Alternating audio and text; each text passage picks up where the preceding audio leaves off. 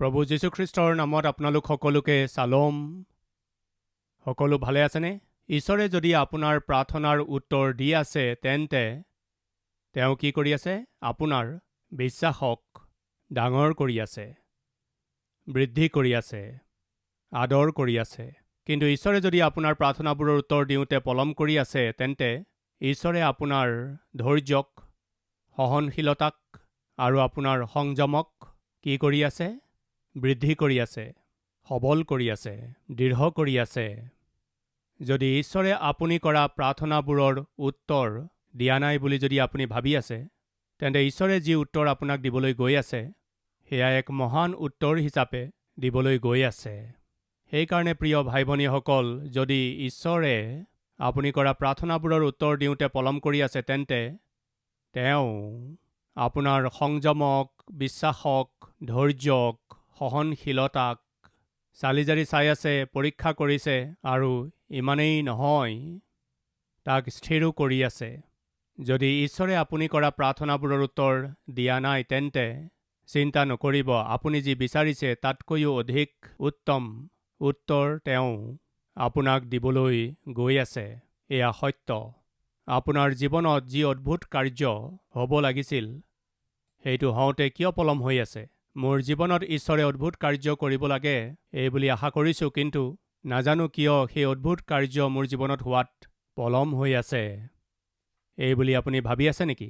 নিশ্চয় আপোনালোকৰ মাজৰ কিছুমানে ভাবি আছে। তাৰমানে আপুনি নিজৰ জীৱনত অদ্ভুত কাৰ্য হ'ব লাগে এইবুলি আশা কৰিছে, কিন্তু আপোনাৰ জীৱনত অদ্ভুত কাৰ্য হওঁতে পলম হৈছে। সেই বিলম্বতাৰ কাৰণ কি বাৰু? যদি আমি সেই কথা জানি যাওঁ তেন্তে আমাৰ জীৱনত আমি প্ৰাৰ্থনাৰ উত্তৰ পাওঁতে কিয় পলম হৈ আছে সেই কথা আমি জানি যাম আৰু উচিত সাৱধানতা আমি অৱলম্বন কৰিম। মাৰ্কে লিখা শুভবাৰ্তাৰ 5 অধ্যায় 21 নম্বৰ পদৰ পৰা মই পঢ়িছোঁ। পাছে যীশু নাৱেৰে আকৌ সিপাৰলৈ গলত এক বৰ লোকসমূহ তেওঁৰ ওচৰত গোট খালে। তেতিয়া তেওঁ সাগৰৰ তীৰত আছিল। এনেতে জাইৰ নামেৰে নামঘৰৰ গৰাকী এজনে আহি তেওঁক দেখি তেওঁৰ চৰণত পৰি অনেক বিনয় কৰি ক'লে, মোৰ ছোৱালীজনীৰ শেষ অৱস্থা উপস্থিত হৈছে। যিহতে তাই ৰক্ষা পাই জীৱ, এই নিমিত্তে আপুনি আহি তাইৰ গাত হাত দিয়কহি, তাই ৰক্ষা পাই জীৱ। প্ৰিয়সকল, আমি ইয়াত দেখিবলৈ পাইছোঁ এক বৰ লোকসমূহ তেওঁৰ ওচৰলৈ আহিছিল। যি লোকসমূহ প্ৰভুৰ ওচৰলৈ আহিছিল তেওঁলোকৰ মাজত এজন আছিল এই জাইৰ। জাইৰ কোন আছিল জানেনে আপুনি? নামঘৰৰ তেওঁ এগৰাকী বিষয়া আছিল।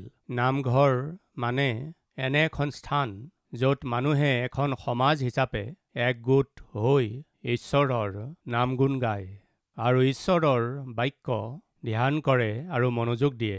এই নামঘৰ পৰিচালনা কৰিবলৈ কিছুমান বিষয়াও আছিল, কিন্তু সেই সময়ত নামঘৰৰ গৰাকীয়েই হওক বা বাক্যৰ শিক্ষকেই হওক বা ফৰিচীয়েই হওক বা সদ্দুকীয়েই হওক বা শাস্ত্ৰজ্ঞই হওক বা পুৰোহিতেই হওক, যীশুখ্ৰীষ্টক ঈশ্বৰৰ পুত্ৰ হিচাপে গ্ৰহণ কৰা নাছিল, জগতৰ ত্ৰাণকৰ্তা ৰূপে বিশ্বাস কৰা নাছিল।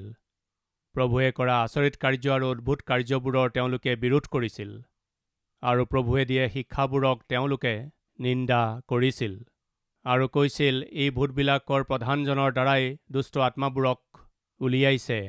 যেতিয়া সকলো লোকে যীশুখ্ৰীষ্টে দিয়া শিক্ষাবোৰ শুনি তেওঁলৈ আকৰ্ষিত হৈছিল, এওঁলোক ঈৰ্ষাৰে পৰিপূৰ্ণ হৈ যীশুখ্ৰীষ্টক বহিষ্কাৰ কৰিবলৈ, যীশুখ্ৰীষ্টক হত্যা কৰিবলৈ, এইবুলি মন্দ আৰু দুষ্ট চিন্তা কৰা লোকসকল সমাজৰ এওঁলোক বিষয়া আছিল। এইদৰে এই বিষয়াসকলে যেতিয়া যীশুখ্ৰীষ্টৰ বিৰোধ কৰি আছিল, তেওঁলোকৰ মাজৰ জাইৰো এজন ব্যক্তি হ'ব পাৰে।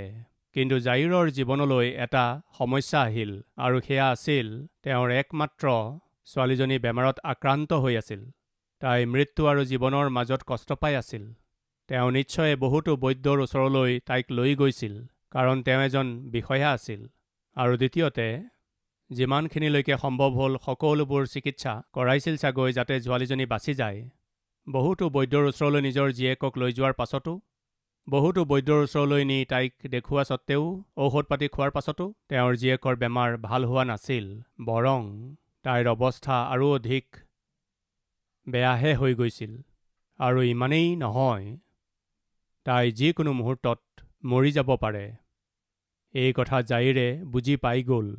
তেনেকুৱা সময়তেই তেওঁৰ মনলৈ এই কথা আহিল, এই সমস্যাটোৰ পৰা মোক মুক্ত কৰিব পৰা এজন ব্যক্তিয়ে আছে আৰু সেইজনক মই দেখা পাই আছোঁ, যাক গোটেই পৃথিৱীয়ে খ্ৰীষ্ট নামেৰে জানে।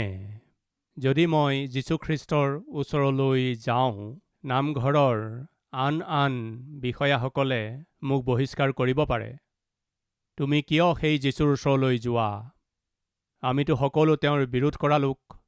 তেওঁ কৰা আচৰিত কাৰ্য আৰু অদ্ভুত কাৰ্যবোৰ আমি দুষ্ট আত্মাৰ কাৰ্য বুলি আমি কওঁ নহয়। দুষ্ট আত্মাৰ সহায়েৰে তেওঁ দুষ্ট আত্মাক উলিয়াই এই বুলি আমি প্ৰচাৰ কৰি থাকোঁ নহয়। আমাৰ এই সমাজৰ ব্যক্তি হৈও তুমি গৈ সেই যীশুৰ চৰণত পৰিম বুলি কৈ আছা, তোমাৰ জ্ঞান নাই? এই বুলি ক'ব বুলি তেওঁ জানিছিল। কিন্তু এটা কথা সত্য, যীশুখ্ৰীষ্টৰ বিৰোধ কৰা এই সকলোবোৰ একেলগ হৈও মোৰ ছোৱালীজনীক ৰক্ষা কৰিব নোৱাৰে। যি কাৰ্য এই সকলোৰ দ্বাৰা নহ'ব, কেৱল যীশুৱে যদি দয়া কৰে মোৰ ছোৱালীজনী ৰক্ষা পাব পাৰে। প্ৰিয়সকল, জাইৰে এটা সিদ্ধান্তত আহিল, যিসকলে মোক কষ্টত সহায় কৰিব নোৱাৰে, যিয়ে মোৰ চকুলো মুচিব নোৱাৰে, যিয়ে মোৰ ছোৱালীজনীক ৰক্ষা কৰিব নোৱাৰে, এওঁলোকৰ কথা শুনি মই নিজৰ ছোৱালীজনীক হেৰুৱাই পেলাওঁ নে যিয়ে মোৰ চকুলো মুচিব পাৰে, যিয়ে মোৰ ছোৱালীজনীক ৰক্ষা কৰিব পাৰে, এই প্ৰভু যীশুৰ চৰণশালীক ধৰি লৈ এক অদ্ভুত কাৰ্য মই নিজ চকুৰে চাওঁ। মই কাক বাছনি কৰিম? মই কাক গ্ৰহণ কৰিব লাগে? জাইৰে সেই সিদ্ধান্ত কৰিলে। পৃথিৱী ইফাল সিফাল হৈ গ'লেও, সমাজে যি বুলি ভাবিলেও, চাৰিওফালৰ লোকে মোক যি বুলি ক'লেও, এওঁলোকৰ কোনেও মোক সহায় কৰিব নোৱাৰে। এওঁলোকৰ কোনেও মোৰ সমস্যা দূৰ কৰিব নোৱাৰে। এওঁলোকৰ কোনেও মোৰ ছোৱালীজনীক বেমাৰৰ পৰা মুক্তি দিব নোৱাৰে।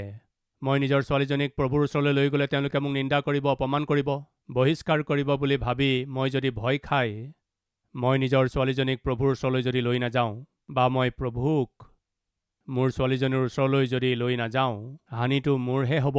মই নিজৰ ছোৱালীজনীক হেৰুৱাই পেলাম। তেওঁ এটা সিদ্ধান্ত কৰিলে। সমাজলৈ ভয় খাই মই নিজৰ ছোৱালীজনীক হেৰুৱাই পেলাবলৈ নিবিচাৰোঁ। কি কৰিলে জানেনে? যীশুৰ ওচৰলৈ আহি গ'ল। প্ৰিয়সকল, যীশুৰ ওচৰলৈ আহি তেওঁ যীশুৰ চৰণত পৰি কি বুলি কৈছে? তেওঁ ক'বলৈ ধৰিলে, মোৰ ছোৱালীজনীৰ শেষ অৱস্থা উপস্থিত হৈছে, যিহতে তাই ৰক্ষা পাই জীৱ। প্ৰভু, আপুনি এবাৰ মোৰ ঘৰলৈ আহি নিজৰ হাত মোৰ ছোৱালীজনীৰ ওপৰত দিয়ক। মোৰ ছোৱালীজনী বাচি যাব। প্ৰিয়সকল, ইয়াত এটা কথা লিখা আছে, চাওকচোন। অনেক বিনয় কৰি ক'লে। বিনয় কৰা মানে কি বাৰু? কওকচোন। আপুনি কেতিয়াবা কাৰোবাৰ আগত বিনয় কৰিছেনে বাৰু? কাৰ আগত বিনয় কৰিছে? কিহৰ বিষয়ে বিনয় কৰিছিল? প্ৰিয়সকল, সন্তানে নিজৰ পিতৃ মাতৃৰ আগত বিনয় কৰে। মা কিনি দিয়া, মা কিনি দিয়া, পইচা নাই, মা কিনি দিয়া, মা কিনি দিয়া, কিনি দিয়া। যোৱা ইয়াৰ পৰা, প্লিজ মা প্লিজ। কৈছোঁ নহয় আহাৰ বনাই আছোঁ, হাত খালী নাই এতিয়া যোৱা ইয়াৰ পৰা। মা প্লিজ মা। এতিয়া সেই ছোৱালীজনীয়ে কি কৰিছে কওক? কন্দনা মোৱা মুখ লৈ প্লিজ মা। তথাপিও যদি আপুনি নুশুনে, তেন্তে চকুৰ পৰা চকু পানী কওকচোন বৈ যাবলৈ ধৰিব। সেই চকু পানীখিনি চাব নোৱাৰা হৈ মাকে কি বুলি ক'ব? নাকান্দিবা, এয়া লোৱা 10 টকা, আইচক্ৰীম কিনি লোৱা, যোৱা। এই কথা শুনাৰ লগে লগে সেই সময়ত কান্দি থকা সেই মুখমণ্ডলত একে কোবেই আনন্দ আহি যায়, হাঁহি আহি যায়। এতিয়া এই ছোৱালীজনীয়ে কি কৰিলে কওক? বিনয় কৰিলে। বিনয় কৰাৰ অৰ্থ কি? তাই যি পাব বিচাৰিছে তাক নোপোৱালৈকে তাই নিজৰ মাকক কোনোপধ্যে এৰি নিদিলে। ভনীসকল, এতিয়া মন দি শুনিব। ধৰক এতিয়া আপুনি নিজৰ মাৰ ঘৰলৈ যাব লাগে। সেইদিনা আপুনি বৰ ভালকৈ আহাৰ বনাব, হয়নে নহয় বাৰু?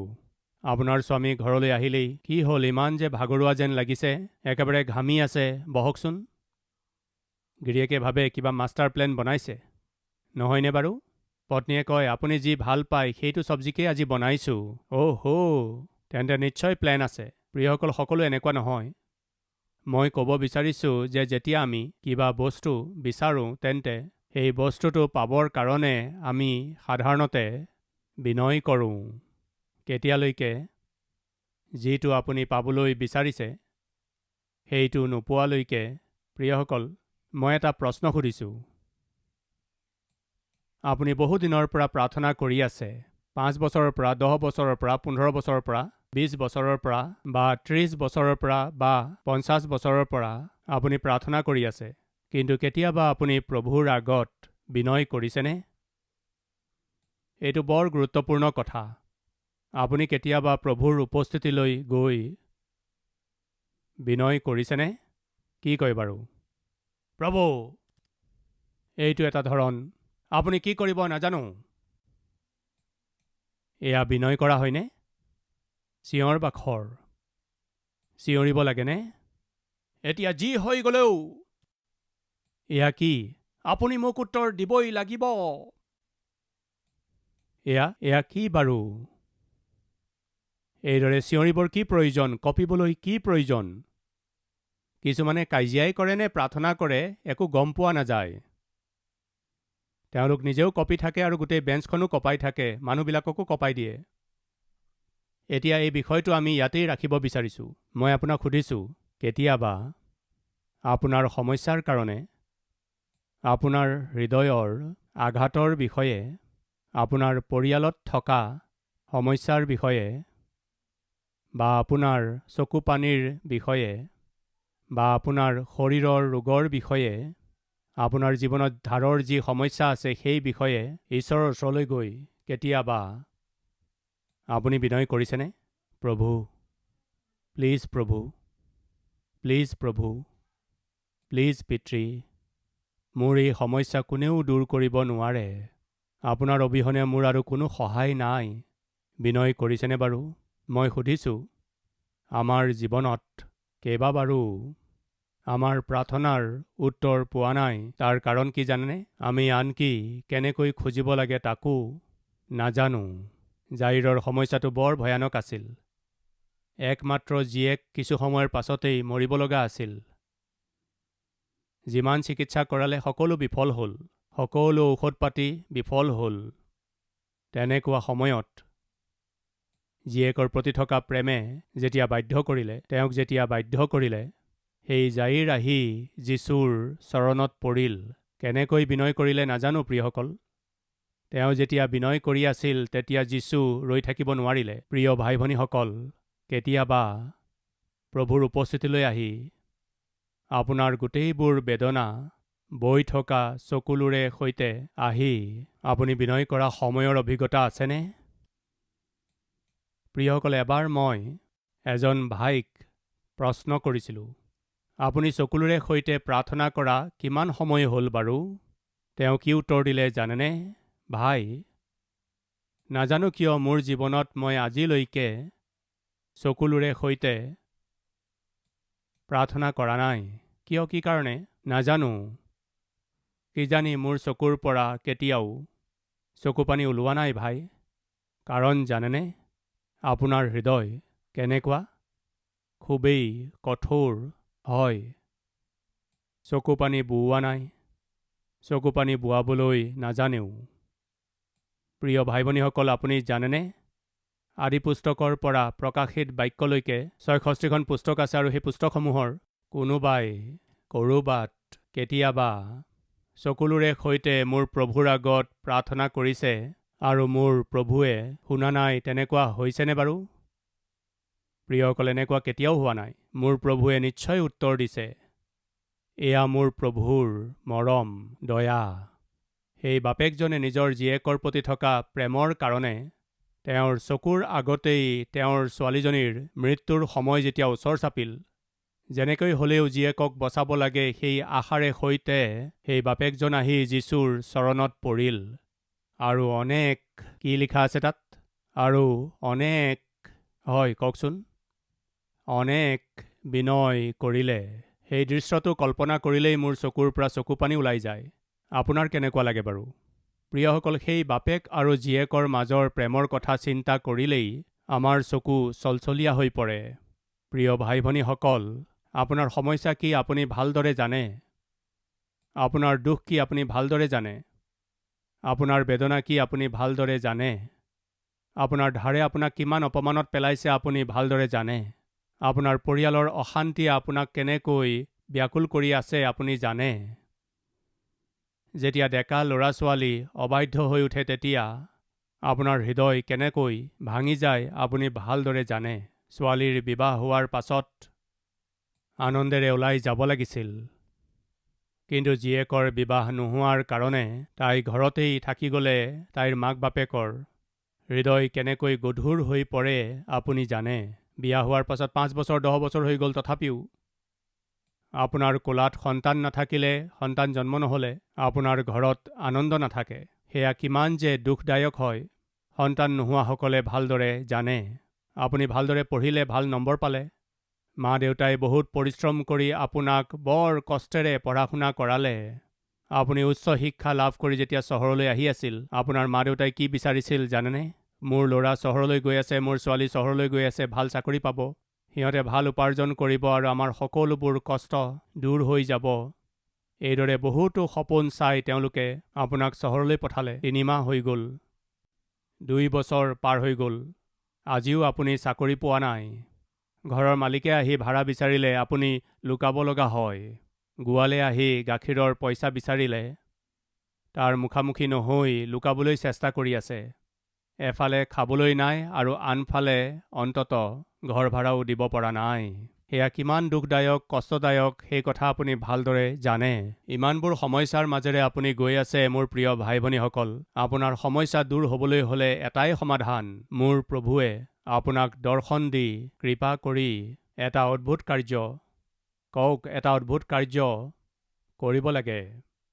পৰিস্থিতি হাতৰ পৰা ওলাই যোৱাৰ পাছতো আপোনাৰ বিশ্বাসে ঈশ্বৰৰ মহিমা কৰিলে, তেওঁৰ দৃষ্টিত আপুনি যদি সিদ্ধ প্ৰমাণিত হয়, আপোনাৰ জীৱনত আপুনি কল্পনা নকৰা ধৰণৰ অদ্ভুত কাৰ্য প্ৰভুৱে কৰিবৰ কাৰণে অতি শীঘ্ৰে আপোনাৰ ওচৰলৈ আহিবলৈ আছে। আহক আমি প্ৰাৰ্থনা কৰোঁ।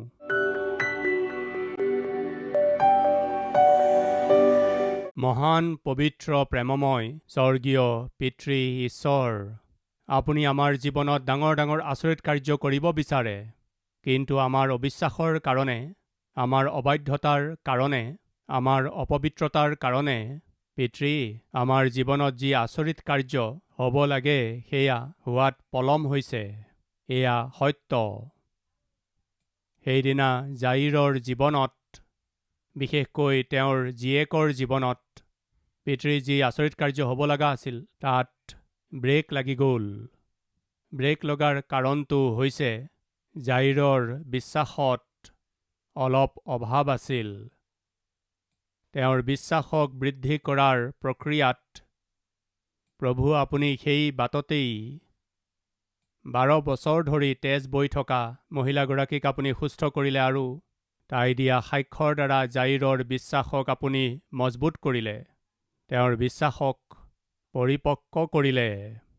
আৰু একেদৰেই পিতৃ, আমাৰ বিশ্বাস দুৰ্বল, যাৰ কাৰণে আমি অদ্ভুত কাৰ্যবোৰ দেখা পাব পৰা নাই। আপুনি এই কথা জানি এই সময়ত আপুনি আমাক স্পষ্টকৈ কথা ক'লে, বিশ্বাস কৰা সকলৰ বাবে সকলোবোৰ সম্ভৱ হ'ব। এই বুলি বাক্যই কয়। পিতৃ, আমাৰ জীৱনত আচৰিত কাৰ্য, অদ্ভুত কাৰ্য হ'বলৈ হ'লে আমি বিশ্বাসেৰে সৈতে চলিব লাগিব। বিশ্বাসৰ অবিহনে পিতৃ, আপুনি আমাৰ জীৱনত আচৰিত কাৰ্য কৰিব নোৱাৰিব। যিয়ে আপোনাত বিশ্বাস নকৰে, যিয়ে আপোনাত ভৰসা নকৰে, পিতৃ, আপুনি তেওঁলোকক আদৰ কৰাটো সম্ভৱ নহয়। সেইকাৰণে পিতৃ, আমাৰ জীৱনত য'ত য'ত আশীৰ্বাদত ব্ৰেক লাগিছে, সেই ব্ৰেকক পিতৃ আজি আমি বিশ্বাসেৰে সৈতে, দৃঢ়তাৰে সৈতে আজি আমি প্ৰাৰ্থনা কৰিছোঁ, সেই ব্ৰেকডাল ৰিলিজ কৰক পিতৃ। ৰৈ যোৱা আশীৰ্বাদবোৰ পুনৰাই আমি পাব লাগে পিতৃ। পিতৃ, আপুনি আমাৰ ঘৰলৈ আহিব লাগে। পিতৃ, এই সময়ত যিমান লোকে প্ৰাৰ্থনাত সহভাগী হৈছে প্ৰত্যেকৰে প্ৰাণ, আত্মা আৰু শৰীৰত থকা সকলো প্ৰয়োজন পূৰণ কৰক। আপোনাৰ নামত মহিমা হওক। যীশুৰ নামত মাগিছোঁ পিতৃ, আমেন।